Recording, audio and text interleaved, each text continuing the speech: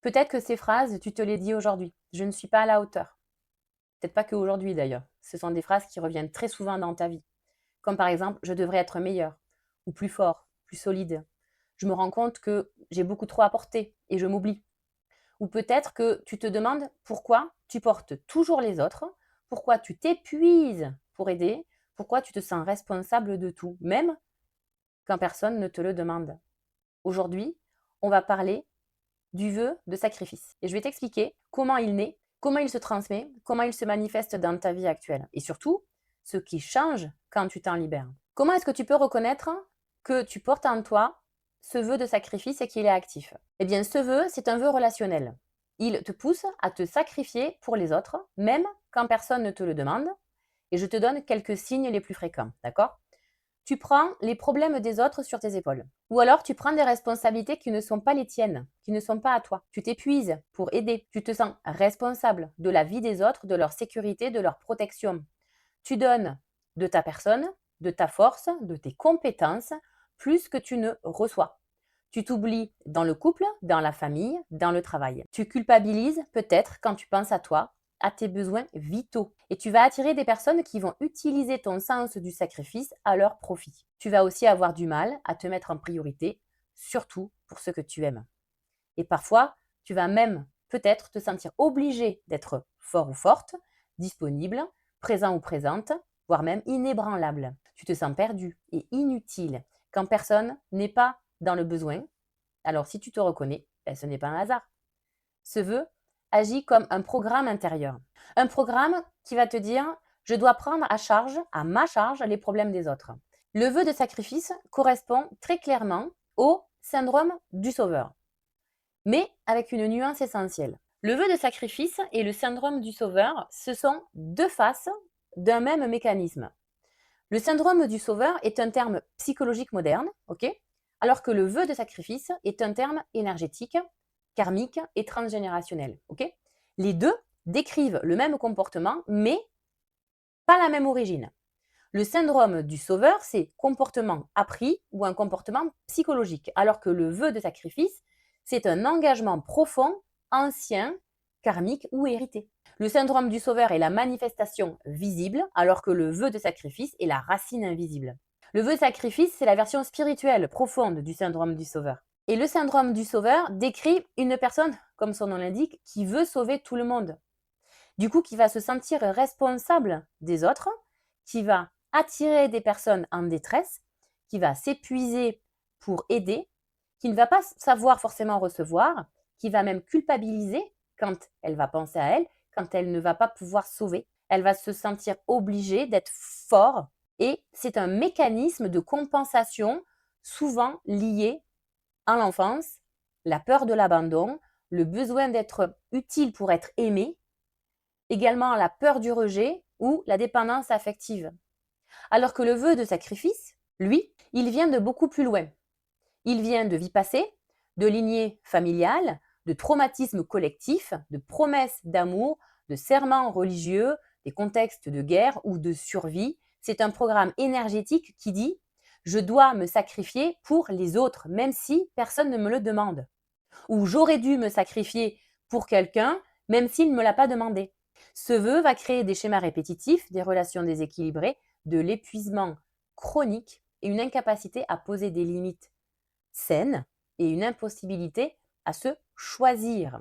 La différence clé entre les deux, le syndrome du sauveur, tu sauves pour être aimé, alors que le vœu de sacrifice, tu sauves parce que tu crois que c'est ton rôle, ton devoir, ta mission. Et souvent, les deux se superposent. Par exemple, mes clients ou mes clientes pensent qu'ils ont un problème de limite, un problème d'estime, un problème de dépendance affective, mais en réalité, elles peuvent porter ce vœu de sacrifice. Elles rejouent un programme ancestral. Elles incarnent un archétype familial et elles vivent un engagement karmique. Et tant que la racine n'est pas libérée, le syndrome du sauveur revient encore et encore. Et comme tous les vœux anciens, le vœu de sacrifice ne naît jamais dans un moment neutre. Un vœu prononcé dans des vies passées vient forcément de moments douloureux et souffrants. Il naît dans un moment où l'âme croit sincèrement que sa vie vaut moins que celle des autres ou que sa souffrance peut sauver quelqu'un. Et il apparaît dans trois grands types de situations. La première, la survie. La deuxième, la culpabilité. Et la troisième, l'amour démesuré. Je te les détaille avec des exemples concrets. En 1, le vœu de sacrifice naît dans un contexte de survie, de protection.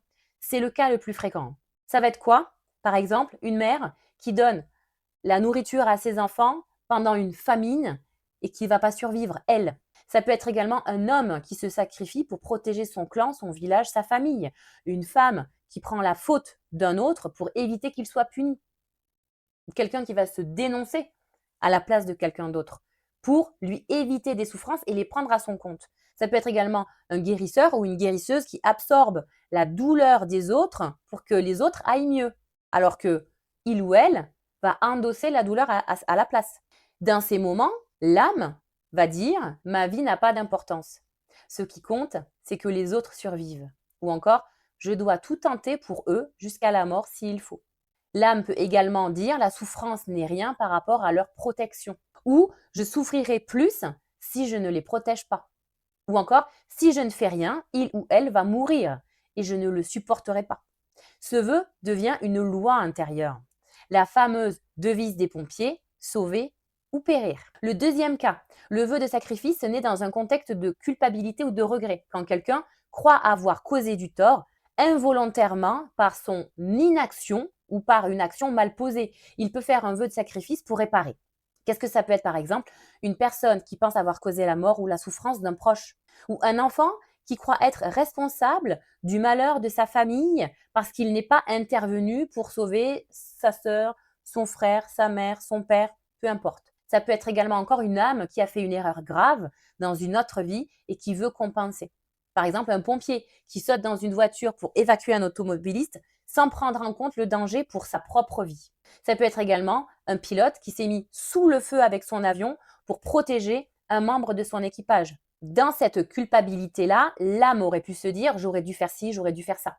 Pourquoi je n'y suis pas allée? Si j'avais su, j'aurais fait autrement. Pourquoi est-ce que j'ai réagi ainsi? Et ce vœu va se mélanger souvent avec le vœu de pénitence, mais il reste différent. Le vœu de sacrifice est relationnel aussi, tourné vers les autres, alors que le vœu de pénitence, que vous verrez plus tard, est personnel, il est tourné vers soi. Le troisième type de création du vœu de sacrifice, c'est le contexte d'amour démesuré, et c'est le plus subtil et le plus fréquent chez les âmes hypersensibles et les empathes, et les hyper-empathes.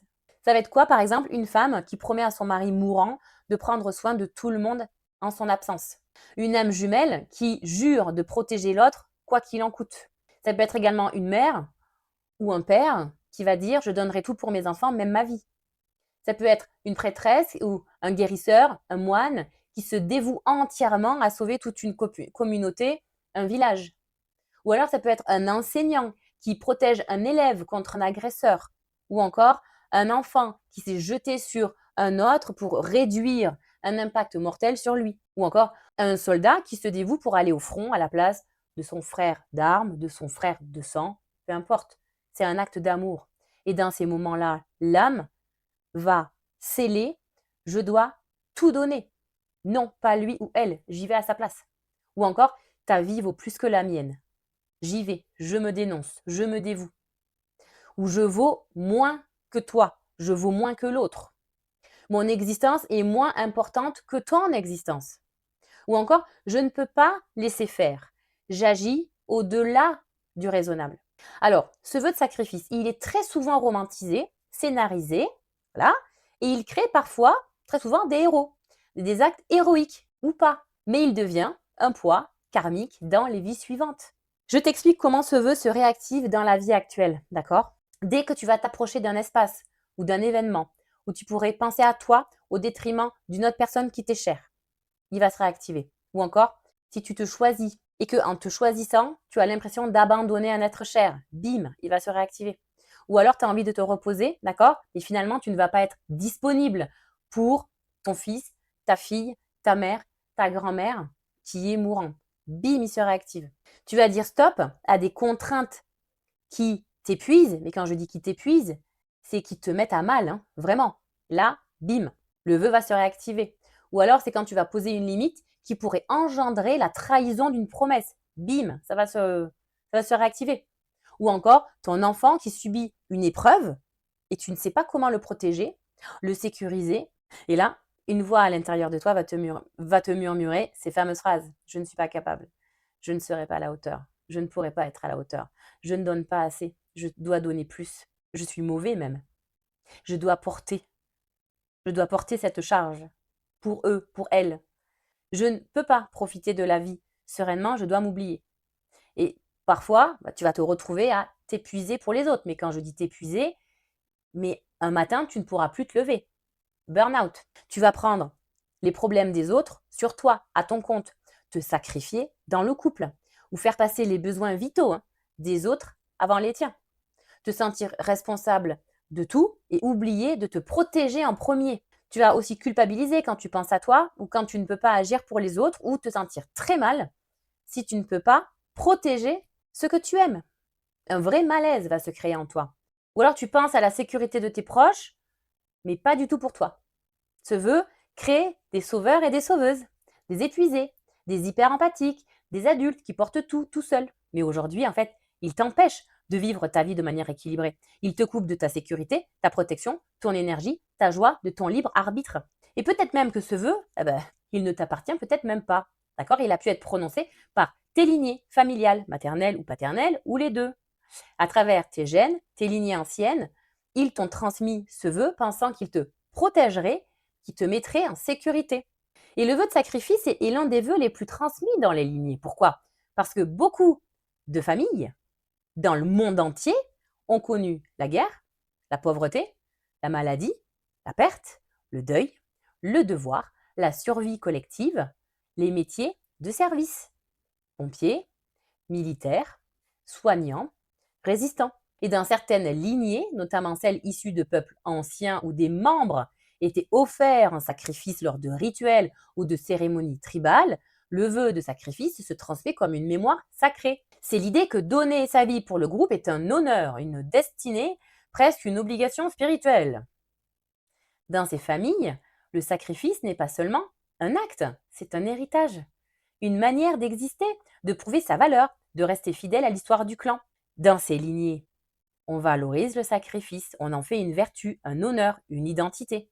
Et toi, tu arrives dans cette lignée avec un vœu qui ne t'appartient même pas et tu as peut-être grandi avec ces phrases qui ont été héritées comme « fais des efforts pour le bien des autres » ou encore « tu dois être fort ou forte, nous comptons sur toi » ou l'enfant devient le pilier, le protecteur, le garant, le clan. Ou encore, tu ne penses pas à toi, pense aux autres. Ça, c'est l'individualité qui est effacée au profit du groupe. Ou encore, tu dois te montrer digne de ta famille. Alors ça, c'est l'héritage direct des lignées ou la dignité passée par le sacrifice.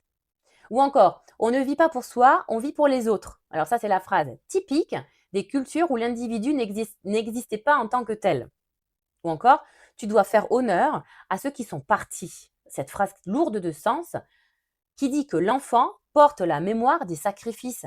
Ou encore, tu dois porter ta famille, c'est ton rôle. Et alors ça, c'est l'enfant qui devient le gardien même s'il est trop jeune. Ou encore, tu dois être reconnaissant ou reconnaissante. Tu es là grâce au sacrifice des autres, de ta mère, de ton père, de tes parents. Et alors là, tu vas porter une dette invisible, très lourde. Ou encore, ne te plains pas, d'autres ont souffert avant toi.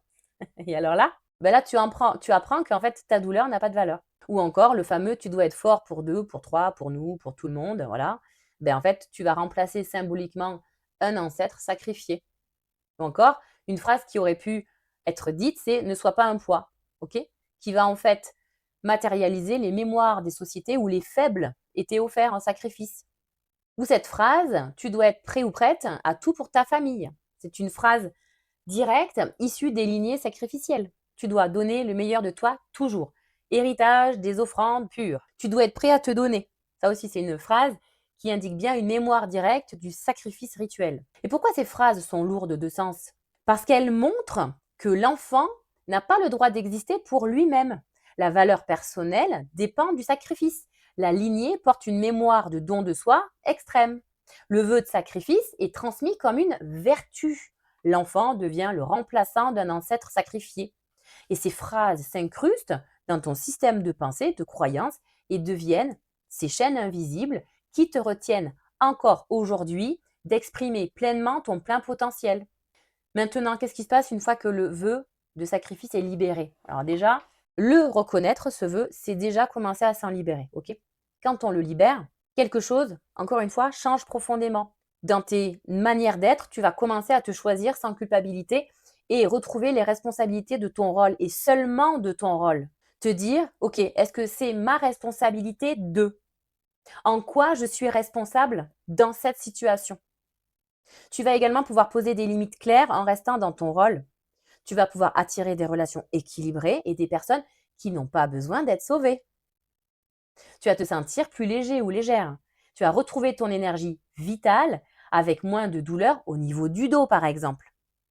Tu vas comprendre que tu n'as pas à porter le monde et tes épaules vont s'alléger. Ton dos va se redresser.